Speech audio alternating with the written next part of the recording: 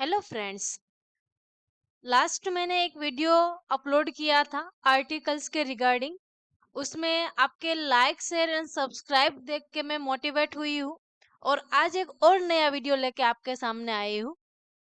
आज के वीडियो में हम और आगे की चीजें को सीखेंगे, जैसे कि अरे ये क्या, ये तो सेंटेंस ओपन हो गया। मुझे तो आपको आज एक नया मुद्दा सिखाना है। ठीक है, अभी ये ओपन हो गया तो इसको सीख लेते हैं। सेंटेंस कुछ ऐसा है, they are running in the garden. अरे पर ये सेंटेंस कहना क्या चाहता है? कुछ तो है इसमें। ठीक है, चलिए अभी ये सेंटेंस को पहले हम डिस्क्राइब कर लेते हैं। उसके बाद उसके आगे के क्या ये कहना चाहता है वो हम देखेंगे। इसमें दे दे मतलब वो भी कुछ नाम होगा। आर रनिंग वो भी उसका भी कुछ नाम होगा।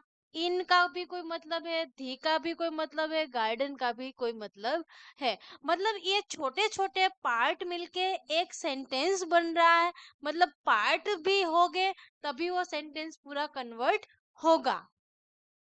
तो दे क्या है, आर रनिंग क्या है, इन क्या है, थी क्या है, गार्डन क्या है, और ये सारी चीजों को पार्ट करके क्यों एक सेंटेंस में कन्वर्ट कर दिया गया है। तो दैट मीन के ये स्पीच के पार्ट है, मतलब के पार्ट्स ऑफ स्पीच। तो आज का हमारा टॉपिक रहेगा। और एक बात हम समझ लेते हैं कि अगर कोई भी चीज को, कोई भी स्पीच को हमें किसी के सामने रखनी है, किसी के सामने बात करनी है, तो without parts of speech it is not possible. Just because के पार्ट्स ऑफ स्पीच में जो अपने नाउन होते हैं, प्रोनाउन होते हैं, वर्ब होते हैं, एडवर्ब होते हैं, एडजेक्टिव होते हैं, वो सारे कंजक्शंस होते हैं, वो सारे एक दूसरे के साथ मिलके पूरा एक सेंटेंस, मीनिंगफुल सेंटेंस बनता है। तभी वो पार्ट्स ऑफ स्पीच कहलाता है। इस सेंटेंस में देखें तो दे आपका हो गया नाउन, आर रनिंग हो गया आपका वर्ब, इन हो गया आपका प्रीपोजिशन, दी हो गया आपका आर्टिकल,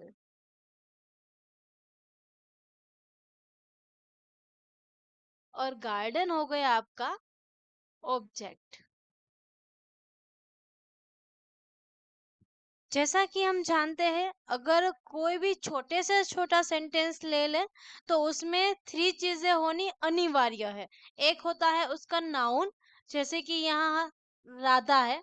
दूसरा उसका होता है वर्ब, और थर्ड होता है अपना ऑब्जेक्ट। ये तीन चीजों के बिना आपका कोई भी स्पीच, कोई भी सेंटेंस कभी पॉसिबल ही नहीं है।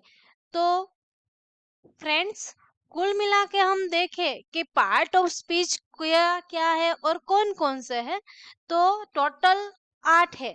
पर कहीं लोग इसको 9 भी बोलते हैं। 9 मतलब आर्टिकल एक प्लस हो रहा है। तो आर्टिकल का तो हमने वीडियो देख लिया है और आप उसको बड़ा लाइक भी कर रहे हैं। और भी उसको आगे लाइक एंड सब्सक्राइब करें, ऐसी हम उम्मीद करते हैं, ताकि मैं मोटिवेट हो सकूं आपसे। तो पार्ट्स ऑफ स्पीच में है noun, pronoun, adjective, verb, adverb, prepositions, conjunctions and interjection. अभी ये हमें पता चल गया कि पार्ट्स ऑफ स्पीच 8 या 9 जो भी आप बोलना चाहो होते हैं। तो उसमें से हम एक एक चीज को इन डेप्थ देखेंगे, ताकि वो उसका क्या यूज है, कैसे यूज करना है, तो हमें पता चले। अच्छा, एक क्वेश्चन ये भी आपको होता होगा, मुझे भी होता था जब मैं स्टूडेंट थी, तब स्टूडेंट लाइफ में जब थी तब, कि ये पार्ट्स ऑफ स्पीच की जरूरत क्यों पड़ी। और दूसरा कि हमारे टीचर्स, हमारे रिलेटिव्स, हमारे कलीग सारे यही बोलते रहते हैं कि तू भाई पार्ट्स ऑफ स्पीच सीख ले, सीख ले, सीख ले। तो भाई है क्या पार्ट्स ऑफ स्पीच, है क्या? तो moral of the story is that कि जैसे हम चावल बनाते हैं, वेजिटेबल चावल्स है ना, तो उसमें क्या-क्या आता है? चावल्स होते हैं, राइस होता है, वेजिटेबल्स होते हैं, मसाले होते हैं। तो ये सारे इंग्रेडिएंट्स मिलके एक वेजिटेबल राइस बनाते हैं। वैसे ही जैसे noun, pronoun, adjective, verb, adverb, preposition, conjunction, interjection, ये सारे मिलके एक स्पीच, एक सेंटेंस, एक कंप्लीट सेंटेंस, मीनिंगफुल सेंटेंस बनाते हैं। तो इसीलिए हमें पार्ट्स ऑफ स्पीच की जरूरत इंग्लिश ग्रामर में पड़ती है। जैसे कि मैंने आपसे बात की कि वेजिटेबल राइस, तो वेजिटेबल राइस में सबसे ज्यादा क्या आता है? राइस, राइट, है ना? तो वैसे ही पार्ट्स ऑफ स्पीच में सबसे ज्यादा नाउन का यूज होता है। नाउन के बिना तो पार्ट्स ऑफ स्पीच पॉसिबल ही नहीं है। तो अगर आज के टॉपिक में हम देखें तो फर्स्ट हम लर्न करेंगे about the noun. Let's begin. हम जब छोटे से थे, चिल्ड्रन थे, तब से हम सुनते आ रहे हैं, noun is the name of a person, place और अ थिंग। मतलब हमने ये रट्टा मार के रखी डेफिनेशन हुई है ना?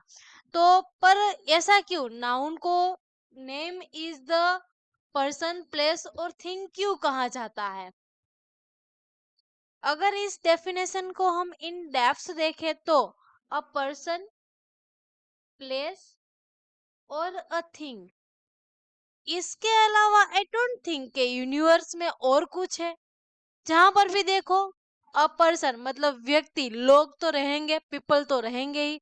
प्लेसेस, प्लेसेस मतलब कोई भी प्लेस हो, दुनिया में जितनी भी जगह पर जाओ उसको प्लेस ही बोलते हैं। थिंग, थिंग भी एग्जिस्ट करती है, जो भी, जैसे कि कोकोनट ट्री है, मछली है, एप्पल है, ये सारी क्या हो गई अपनी थिंग। प्लेसेस में मालदीव से लक्षद्वीप है, वो क्या हो गए? प्लेसेस हो गए। पर्सन तो एक्टर्स के नाम ले लो, टीचर्स के नाम ले लो, वो सारे हमारे पर्सन्स है। तो इन तीनों के अलावा यूनिवर्स में कुछ नहीं, इन द सेंस कि अगर पूरी यूनिवर्स में कोई भी चीज लेके, कोई भी चीज को उठा के बोले, तो वो सारी चीजें नाउन ही है। Is it clear?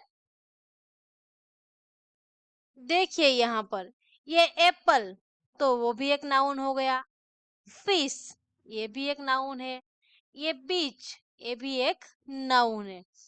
वैसे ही अगर हम यहाँ ज्यादा देखें तो noun means the name of anything, मतलब कुछ भी नाम ले लो, सारी चीजें आपकी नाउन है। नाउन की डेफिनेशन तो हमने देख ली, पर बात यह है कि नाउन को भी डिस्क्राइब किया गया है, उसके भी पार्ट्स है। तो वो उसके पार्ट्स को हम देखेंगे तो हमें और डिटेल्स में इसको समझ में आएगा। टाइप्स ऑफ नाउन, उसमें फर्स्ट है हमारा कॉमन नाउन। कॉमन नाउन क्या होता है? तो उसकी डेफिनेशन देखने से पहले मैं आपके साथ डिस्कशन करना चाहूंगी। आप मुझे आपके व्यू जो भी है कमेंट सेक्शन में लिख के दिखाइए। तो कॉमन नाउन क्या होता है? कोई भी चीज जो उसको ग्रुप में डिस्क्राइब करते हैं, is this the common noun. That mean के कोई प्लेस है, कोई जैसे फ्रूट्स है, तो अगर मैंने फ्रूट्स बोला तो सारे फ्रूट आ जाएंगे उसमें। मैंगो भी आता है, वाटरमेलन भी आता है, मस्क मेलन भी आता है, सारी चीजें उसमें आ जाती है, ग्रेप्स भी आती है। पर अगर मैं ग्रेप्स बोलूं तो वो कॉमन नाउन नहीं है। पर जब फ्रूट्स बोलूं इंक्लूडिंग सारी चीजें है, तो वो कॉमन नाउन हो गया। अगर मैं गर्ल बोलूं, गर्ल्स बोलूं, तो वो कॉमन नाउन है। जितनी भी ऐसी स्ट्रक्चर में है, जिसके बाल लंबे हैं, जिसके मुंह ऐसा है, या जिसके चेहरे पे ऐसी स्माइल है, तो वो सारी गर्ल्स है, ऐसा हम डिस्क्राइब करते हैं।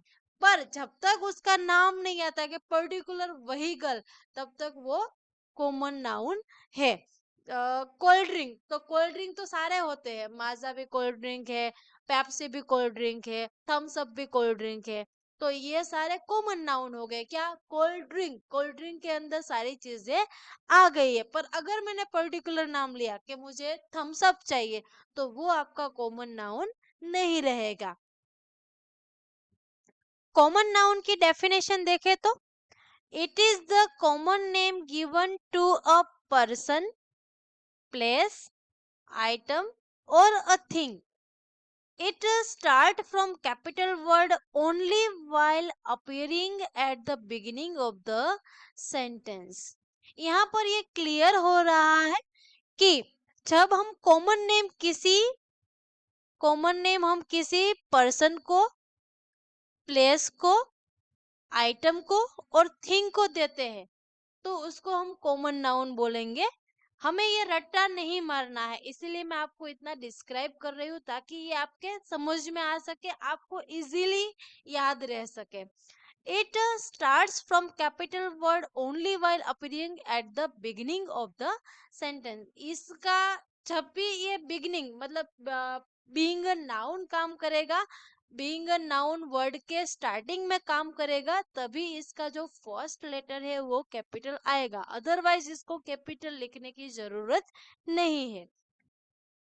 कॉमन नाउन के कुछ एग्जाम्पल देख लेते हैं। यूट्यूब चैनल्स, तो यूट्यूब चैनल्स तो काफी सारे होते हैं, जैसे कि हब ऑफ ग्रामर हमारा यूट्यूब चैनल, दूसरे भी कई सारे टीचिंग के होंगे या स्पोर्ट्स के होंगे। गेम, तो गेम में क्रिकेट भी आ जाता है, वॉलीबॉल भी आ जाता है, बास्केटबॉल भी आ जाता है। टीचर, तो टीचर तो कोई भी हो सकता है, मैं भी टीचर हूँ, आप भी हो सकते हो, आपके स्कूल के टीचर भी हो सकते हैं। स्कूल, तो स्कूल तो आपके पर्टिकुलर एरिया में होंगे, मेरे और एरिया में होंगे, सारी चीजों के एक साथ सारे सबको एक साथ हम बोलेंगे तो स्कूल ही बोलेंगे, पर पर्टिकुलर कोई स्कूल का नाम यहाँ पर नहीं है। स्कूल मीन्स के सारे स्कूल को रिप्रेजेंट करता है। गर्ल्स, तो गर्ल्स मीन सारी गर्ल्स आ जाएगी, उसमें ऐसा कोई नहीं पर्टिकुलर ही गर्ल की बात हो रही है। कार, तो कार में मर्सिडीज भी आती है, ओडी भी आती है, मारुति भी आती है। कोल्ड ड्रिंक, जैसा मैंने आपको थोड़ी देर पहले बताया, कोल्ड ड्रिंक में कोका कोला, माजा, ये सारे कोल्ड ड्रिंक्स है। फ्रूट्स, तो फ्रूट्स में भी सारे एप्पल, बनाना, ये सारे एक साथ फ्रूट्स आ जाते। तो दैट मीन के ये सारे आपके कॉमन नाउन है। आपके लिए मेरे पास कॉमन नाउन के रिलेटेड एक क्वेश्चन है, तो आपको ये मेरे इसी वीडियो में कमेंट करके मुझे बताना है कि is bike a common noun. इसको मुझे कमेंट करके बताइए कि बाइक क्या कॉमन नाउन है। कॉमन नाउन के बाद आता है प्रॉपर नाउन। कॉमन नाउन और प्रॉपर नाउन दोनों एक दूसरे के अपोजिट है। कैसे अपोजिट है वो मैं आपको बताना चाहूंगी कि कॉमन नाउन होता है वो पूरे यूथ ग्रुप को नाम देता है, और प्रॉपर नाउन है वो किसी पर्टिकुलर चीज को या वस्तु को नाम देता है। प्रॉपर नाउन की हम डेफिनेशन देखें तो it is opposite of common noun, जैसा मैंने आपको अभी जस्ट बताया। A proper noun refers to a specific name, किसी का स्पेसिफिक नेम होता है। गर्ल्स अगर मैंने बोला तो सारी गर्ल आ जाएगी। अगर मैं किसी का नाम लेके बोलती हूँ जैसे कि राधिका, तो वो स्पेसिफिक मैंने किसी एक गर्ल को ही रिफर किया है। Given to any person, place or a thing, a proper noun always begin with capital letters। मैंने आपको कॉमन नाउन में बताया था, वहां पर एक सेंटेंस ऐसा लिखा था कि कोई भी सेंटेंस में अगर कॉमन नाउन स्टार्टिंग से होता है तो ही उसका फर्स्ट लेटर कैपिटल आएगा। पर प्रॉपर नाउन में ये है कि प्रॉपर नाउन कहीं पर बीच में हो, लास्ट में हो, फर्स्ट हो, कहीं पर भी हो, पर उसका फर्स्ट लेटर ऑलवेज कैपिटल आएगा, no matter where they occur within a sentence. अगर हम प्रॉपर नाउन के एग्जाम्पल देखें तो कितने सारे आपके यूट्यूब चैनल है, पर हब ऑफ ग्रामर तो ये एक प्रॉपर नाउन हो गया। कितने सारे आपके डेज होते हैं, 7 डेज वीकली होते हैं, पर संडे प्रॉपर नाउन। आपके क्रिकेटर्स अपने टीम में 11 क्रिकेटर्स होते हैं टीम में, पर उसमें MS धोनी की बात कर रही हूँ तो वो आपका प्रॉपर नाउन हो गया। कोल्ड ड्रिंक काफी सारे होते हैं, पर पर्टिकुलर कोका कोला। फोन्स काफी सारे होते हैं, पर उसमें बात हो गई आईफोन। फ्रूट्स काफी सारे होते हैं, उसमें बात हो गई मैंगो के। तो ये सारे अपने प्रॉपर नाउन्स है। और भी नाउन्स के टाइप्स है, पर वो हम अगले वीडियो में देखेंगे। तब तक इस वीडियो को लाइक करें, शेयर करें एंड सब्सक्राइब करना मत भूलिए। Thank you.